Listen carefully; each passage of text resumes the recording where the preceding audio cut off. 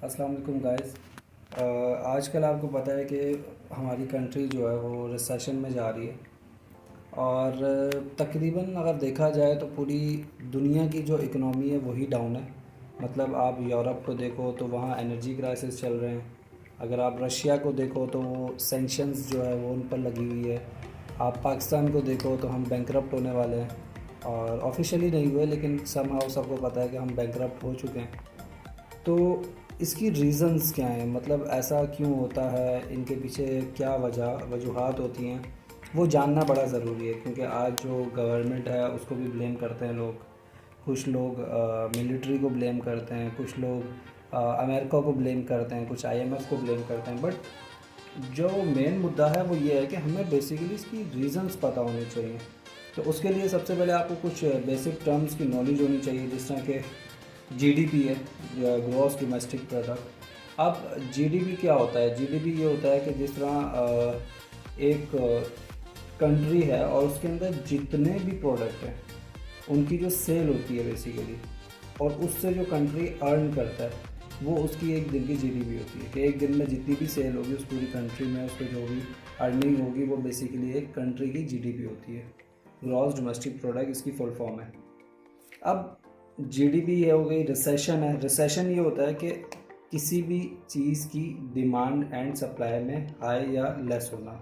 बिलफर्ज कि अगर कोई चीज़ ज़्यादा वक्त में ख़रीदी जाती है, ज़्यादा ख़रीदी जाती है तो उसकी डिमांड हाई हो जाती है। अगर कोई चीज़ कम ख़रीदी जाती है तो उसकी डिमांड लो हो जाती है।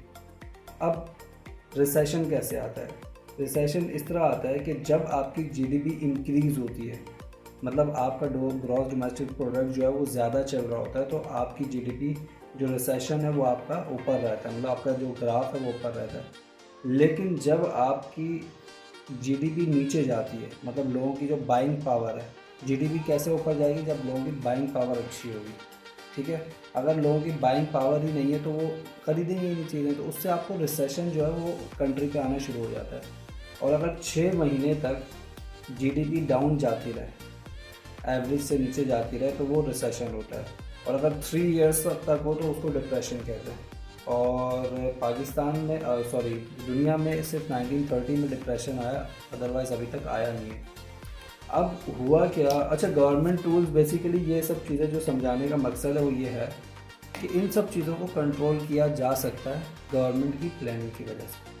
अगर गवर्नमेंट प्लान करे तो ये चीज़ें कंट्रोल की जा सकती हैं। इसकी एग्जांपल ऐसी है कि गवर्नमेंट जो है वो एक गाड़ी के फ्रंट सीट पे बैठी होती है, ड्राइवर सीट पे, कि उसको ब्रेक, रेस, क्लच, इन सब चीज़ों को बैलेंस करके चलना पड़ता है। अगर वो बैलेंस नहीं करेंगे तो या तो गाड़ी रुक जाएगी या वो सामने जाके टकरा जाएगी। तो ये दोनों चीज़ें हमारी कंट्री के साथ हो रही हैं। अब करंट सिनेरियो क्या है कि जब कोविड आया तो जो सेल्स थी वो ख़त्म हो गई। जब सेल्स ख़त्म हो गई तो जाहिर सी बात है सप्लाई ज़्यादा थी, डिमांड कम हो रही थी। और फिर जब आफ्टर सम टाइम कोविड ख़त्म हुआ तो क्या हुआ कि मार्केट में लोग बाहर आए, उन्होंने चीज़ें परचेज़ करना शुरू की। लोगों ने अपने जो 2 ढाई साल उनके उनके मुताबिक एक ज़ाया हो गए थे, लोगों ने उनको कवर करना शुरू किया। ठीक है, इंजॉयमेंट स्टार्ट की। तो उससे क्या हुआ कि मार्केट में सप्लाई जो है वो कम हो गई, डिमांड ज़्यादा हो गई। डिमांड ज़्यादा होने की वजह से प्राइसेस इंक्रीज़ हो गई। अब जब डिमांड ज़्यादा हो गई, प्राइसेस इंक्रीज़ हो गई, तो उससे आया इन्फ्लेशन। क्योंकि मार्केट में डिमांड जो है वो बहुत ज़्यादा है, सप्लाई कम है और प्राइस भी बहुत ज़्यादा है। उससे क्या हुआ, महंगाई बढ़ना शुरू हो गई दिन ब दिन, और वो चीज़ हम उसके ऊपर बेसिकली प्लान नहीं कर सके। जो पाकिस्तान की सबसे बिगेस्ट मिस्टेक थी वो थी लैक ऑफ प्लानिंग। कि जब ये सारी चीज़ें हो रही थी तो हम सो रहे थे, मतलब हमने इसको प्लान नहीं किया। अब होता क्या है कि हम लोन लेते हैं, उस पर लगता है इंटरेस्ट, फिर हम दोबारा लोन लेते हैं और उसमें से इंटरेस्ट पे करते हैं। तो मतलब हम बेसिकली लोन पे कर ही नहीं रहे, हम लोन के इंटरेस्ट की भी सम अमाउंट पे करते हैं, मतलब वो इंटरेस्ट भी पूरा पे नहीं कर पाते। तो ये एक हमारी कंडीशन है, क्योंकि हम कोई भी प्रोडक्शन या एफिशिएंट वे में कोई भी इफेक्टिव ऐसी एक्टिविटी नहीं कर रहे जिससे हमारी कंट्री को फ़ायदा हो। पाकिस्तान का जो टोटल बजट है उसमें मिलिट्री और लोन का जो इंटरेस्ट वापस जाता है, अगर इन दोनों को हम मिलाएं तो ये बनता है 40%। मतलब जिस कंट्री के बजट का 40% आप इंटरेस्ट दे दोगे और 40% इंटरेस्ट में और मिलिट्री में चला जाएगा, फौज में चला जाएगा। 1.5 लाख जो है वो मिलिट्री जो है हमारा, मिलिट्री 1.5 लाख करोड़ जो है वो हमारा मिलिट्री का बजट है। तो उस कंट्री में प्रोडक्शन के लिए या इफेक्टिवनेस के लिए क्या रह जाएगा पीछे, क्योंकि आपका तो ऑलमोस्ट हाफ बजट तो वहाँ चला गया। तो आप कंट्री के ऊपर या कंट्री के लोगों के ऊपर क्या खर्चा करोगे। देन जो एक और मेन चीज़ है वो ये है कि अब तो आईएमएफ ने भी पैसे देने से इनकार कर दिया। खैर आईएमएफ पैसे दे देगा, बट वो पहले रुलाएगा आपको, वो आपको किसी लायक नहीं छोड़ेगा।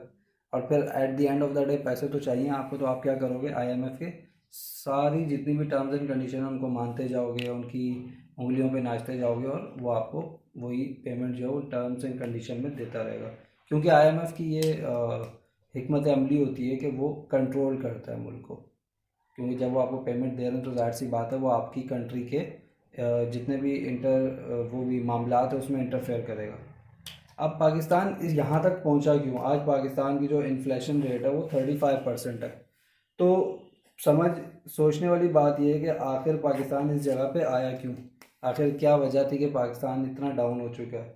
तो अगर देखा जाए तो अब तक हमें सऊदीया ऑलमोस्ट 25 बिलियन जो है वो सऊदीया, यूएई और कतर इन तीनों को मिलाएं तो उन्होंने हमें $25 बिलियन की इमदाद दी है।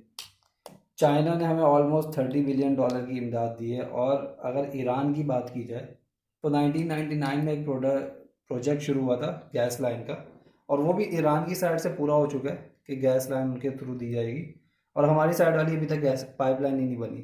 तो ईरान ने अब उस पर भी केस किया कि अगर आपने 23 तक आई थिंक या 24 तक 2024 तक अगर आपने वो गैस की पाइपलाइन नहीं पूरी की तो आपको ईरान को भी $18.3 बिलियन फ़ाइन के तौर पे देने पड़ेंगे।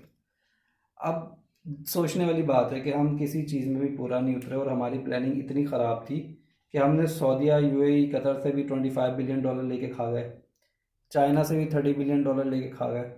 तो हमने कंट्री पे तो काम किया ही नहीं, हमने जितना भी काम किया वो अपने पर्सनल इंटरेस्ट पे काम किया। प्लस चाइना ने बड़ा स्मार्टली खेला हमसे, सी पैक का उसने वो प्रोजेक्ट शुरू किया, $30 बिलियन की इमदाद भी दी, सब कुछ किया, पर उसने ये शर्त रख दी कि जो भी मामलात होंगे वो चाइनीज़ कंपनी करेगी, मतलब फ़ायदा उनका। ज़्यादातर जो लेबर है वो चाइनीज़ है, इसमें भी फ़ायदा चाइनीज़ का, और जो आप पैसे रखोगे वो भी चाइना के बैंक में रखोगे तो उसमें भी फ़ायदा चाइना का है। तो चाइना ने आपको इमदाद तो दी, पर उसके जो जितने भी बेनिफिट्स थे वो खुद ही ले लिए। तो ये हमारी जो गवर्नमेंट थी पता नहीं सो रही थी उस टाइम क्या कर रही थी कि इनको ये चीज़ें समझ नहीं आ रही थी। तो at the end of the day बात फिर वही है कि lack of planning plus personal interest, personal benefits, इन सब चीज़ों को देखते हुए हमारी कंट्री का ये हाल हुआ है। और इन फ्यूचर अगर हम इन चीज़ों को बेहतर करना चाहते हैं तो बस हमें प्लानिंग, पर्सनल इंटरेस्ट, इन सब चीज़ों पे काम करना पड़ेगा। उसके बाद ही, और जब तक हम अपने कंट्री में प्रोडक्शन नहीं शुरू करेंगे, जब तक हम अपनी कंट्री में छोटे छोटे सेटअप्स नहीं शुरू करेंगे, तब तक हम, मुझे नहीं लगता कि ये चीज़ें बेहतर होंगी। और इस वक्त तो पूरी दुनिया में ही रिसेशन आया हुआ है, पूरी दुनिया में ही मसले चल रहे हैं, यूरोप में चल रहा है, अमेरिका में चल रहा है। इस वक्त फेसबुक ने 11,000 अपने एम्प्लॉय फायर कर दिए हैं। अमेरिका में रिसेशन चल रहा है, अमेरिका में ऑलरेडी इतनी अनएम्प्लॉयमेंट चल रही है कि लोग जो हैं वो नौकरियों के लिए, मतलब लाखों के हिसाब से लोग नौकरियों से फारिग हो रहे हैं। तो अनएम्प्लॉयमेंट सिर्फ हमारी कंट्री में नहीं है, या महंगाई सिर्फ हमारी कंट्री में नहीं है, ये पूरी दुनिया में चल रही है। बट जो मेन इशू है वो ये है कि हम वेल प्लान्ड नहीं है, वो वेल प्लान्ड है, उन्होंने ऑलरेडी तैयारी कर रखी थी और आगे भी कर रहे हैं, तो वो अपने आप को साल 1.5 साल में संभाल जाएंगे। हमारी कंट्री का जो सबसे बड़ा इशू है कि हम ऐसी जगह पे खड़े हुए हैं कि हम अगले 10 साल में भी रिकवर होते हुए नज़र नहीं आते। तो ये एक इशू है। अनएम्प्लॉयमेंट, इन्फ्लेशन, गुर्बत, ये सब चीज़ें इशू नहीं है, क्योंकि वो चीज़ें अगर आप स्टेबिलिटी की तरफ जाओगे तो कवर हो जाएंगी। बट इशू इज़ डैट कि we are not well planned and we are not looking forward towards future और बेटरमेंट। हम जस्ट पस्ती की तरफ जा रहे हैं, जस्ट पर्सनल इंटरेस्ट पे काम कर रहे हैं। इंशाल्लाह नेक्स्ट वीडियो में नेक्स्ट टॉपिक के साथ हाजिर होंगे। Thank you so much.